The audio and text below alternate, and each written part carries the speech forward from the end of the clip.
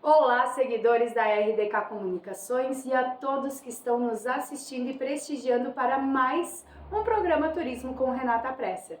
Hoje com a nossa convidada especial, a Kelly Olosbach. Seja muito bem-vinda, Kelly. Pegou alguns quilômetros de viagem para chegar até aqui. Alguns.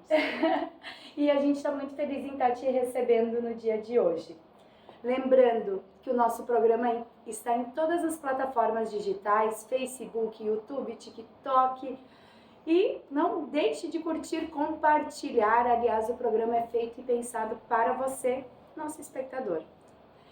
A nossa apoiadora de Rose Viagens e Turismo, ela que fomenta o turismo no Vale do Taquari, Lajeado, Rio Grande do Sul, Brasil e mundo. Kelly, nos conte um pouquinho mais sobre você. Quem é a Kelly?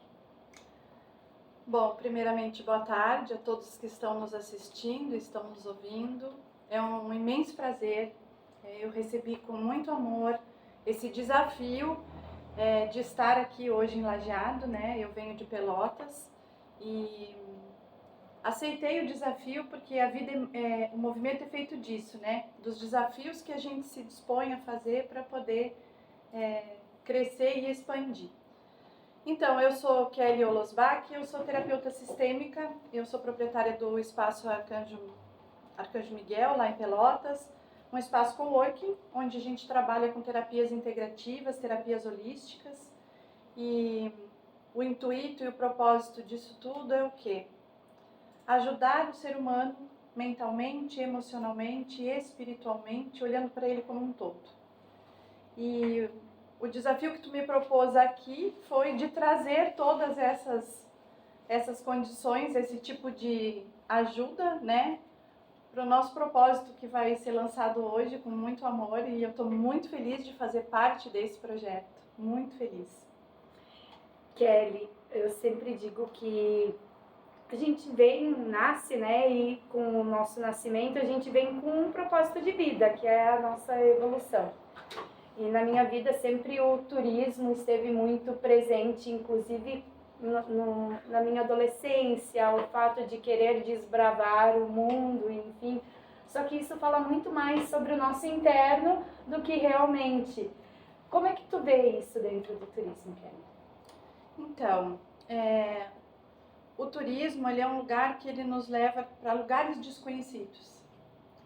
E com certeza o grande desconhecido está dentro de nós mesmos. Então, se a gente puder aliar essas duas coisas, estar num ótimo lugar e ainda poder fazer esse reconhecimento interno, nos traz um benefício gigantesco. Com certeza. E Kelly, tu é natural de Pelotas?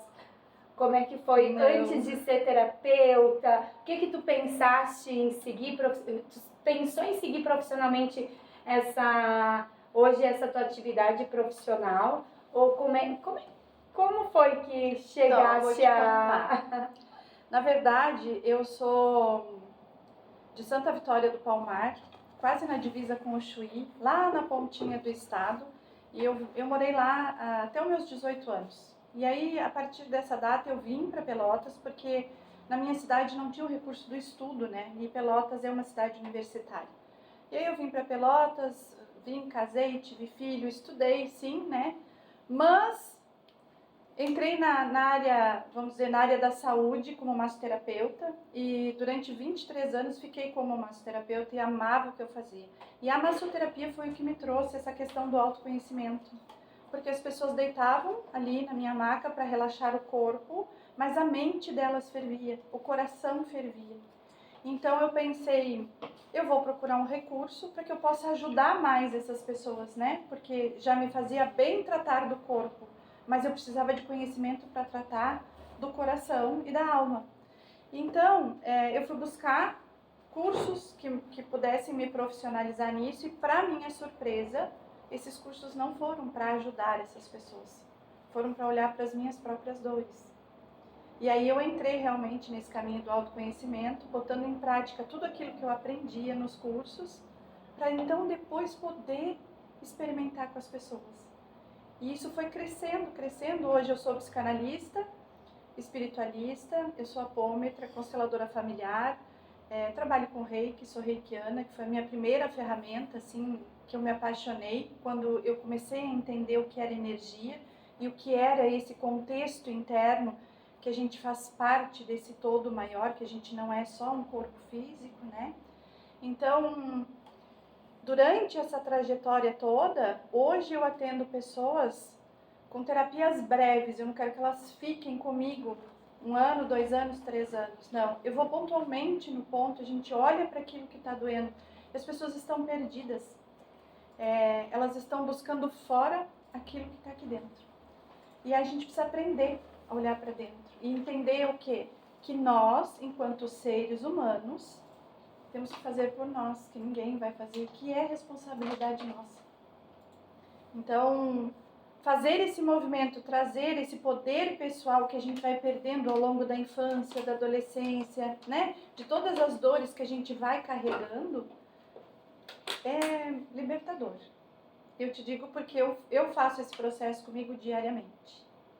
E o que eu procuro fazer para as pessoas que eu atendo é exatamente isso, é mostrar que a gente pode ser diferente, não precisa repetir padrão, não precisa ser igual papai e mamãe, que a gente agradece muito a eles, mas que eles nos abençoem para que a gente possa seguir um caminho diferente, honrando todo o sacrifício, toda a história, toda a dor que eles viveram para que a gente pudesse estar aqui hoje.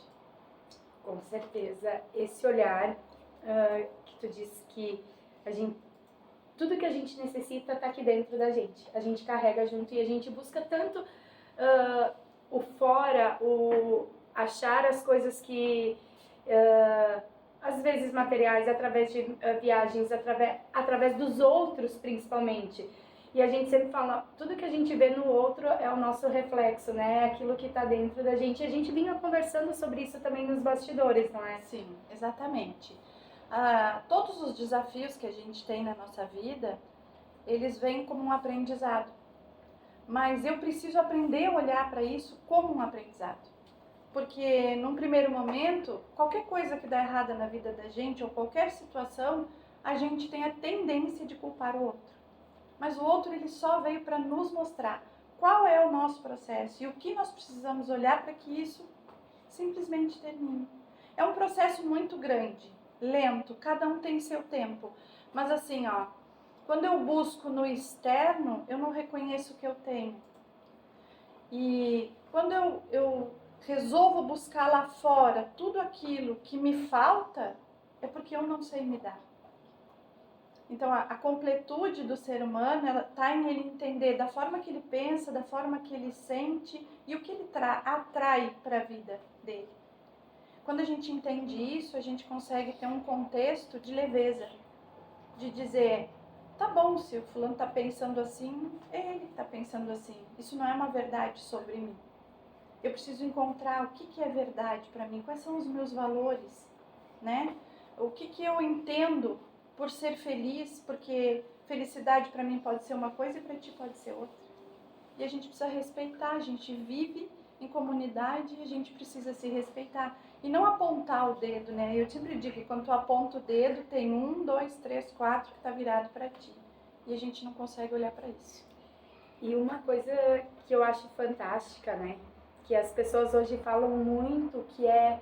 a gente precisa... Quando trabalha principalmente com vendas, com atendimento, porque hoje todos os setores, em qualquer setor, tu tá vendendo algum produto, por mais que seja um serviço, por mais que seja a tua imagem, por mais que seja... Tudo se trata sobre uma venda, né? E a gente precisa conviver entre pessoas e com pessoas.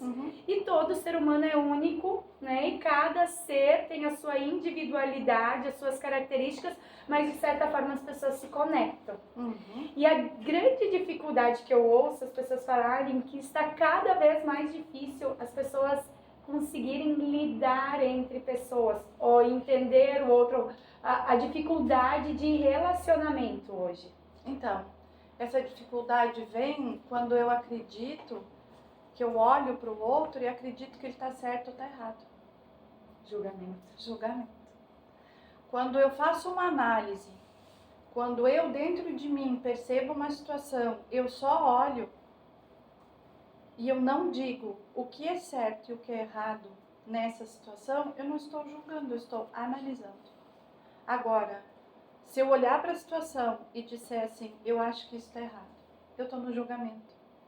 As pessoas precisam ter mais respeito, precisam ter mais empatia, precisam entender de que não se vive sozinho e que o grande desafio do ser humano é esse, é se relacionar. Se relacionar profissionalmente, interpessoalmente, amorosamente, com a família, se relacionar. Esse é o grande desafio. E aí nós viemos de um processo de muitas crenças, por quê? Porque entenda, o teu pai e a tua mãe tinham determinados valores e acreditavam. Eu vou te dar só um exemplo. Tua mãe dizia, não passa embaixo da escada que tu não vai crescer mais. Tu passava embaixo da escada? Não. Eu tinha vontade. Tu é abusada, né? Eu era abusada. Mas será que é mesmo? Vamos testar. Mas muitas das nossas crenças vêm deles. E aí a gente acaba repetindo esse padrão. E aí a gente entra na questão das constelações familiares, né? Que todos nós somos um sistema, nós pertencemos a um sistema, tanto da nossa família quanto no coletivo. E aí como que a gente convive dentro desse coletivo? Como que a gente convive dentro dessa família? Se conhecendo, olhando para dentro e vendo quem eu sou, em que lugar eu estou dentro dessa família e o que eu posso fazer por mim primeiro. E aí não venham me dizer que isso é egoísmo, porque egoísmo também é uma crença que a gente aprendeu lá quando criança, quando a gente queria comer a última bala e a mãe dizia assim, ó, divide essa bala com teu irmão, não seja egoísta. E a gente ficava com vontade de comer a bala inteira. Então, hoje se priorizar não é uma questão de egoísmo, mas é uma questão de amor próprio. É de valorizar aquilo que se sente, a vontade que se tem, para quê? Para que eu possa me sentir comigo primeiro. Eu não posso dar para o outro aquilo que eu não tenho. É simples assim. Eu primeiro preciso me dar, eu preciso me amparar, eu preciso me amar, que é o que está na Bíblia, né? Está na Bíblia, não tem como fugir. Eu preciso aprender a me amar para depois amar o outro. Não tem como. Eu não dou aquilo que eu não tenho. A gente percebe muitas vezes o quanto que a gente dá, né, pela...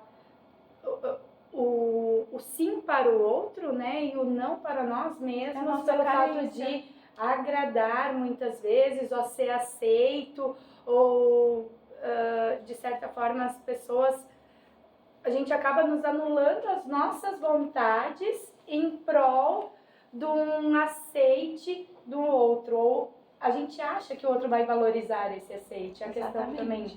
Aí entra a nossa carência, né?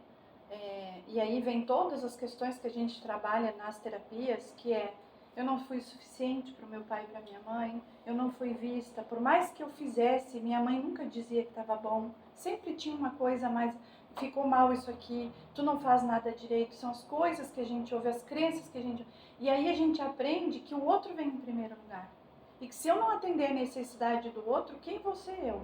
Quem vai me amar? E aí que vem o processo de se interiorizar. Eu preciso me amar para poder ter tranquilidade de dizer para o outro, olha, me desculpa, agora eu não posso. Eu não quero fazer. Kelly, eu, na minha infância, eu já fiz terapia. Então, assim, existia-se, na minha concepção, um certo preconceito que quem fizesse terapia era louco, né? As pessoas eram doidas, né? Então, hoje, depois da pandemia, cada vez as pessoas vêm falando o quanto é necessário, digamos assim, ó, que a gente deveria nascer já com um terapeuta acompanhando a gente desde aquele momento, porque a gente já nasce traumatizado. Exatamente. A terapia hoje é o maior autocuidado e o maior investimento que tu pode fazer na tua vida. Porque quando a gente cuida da gente, a gente consegue entregar melhor aquilo que a gente aprende. A gente volta para um segundo bloco com a Kelly, nossa convidada especial. Até mais!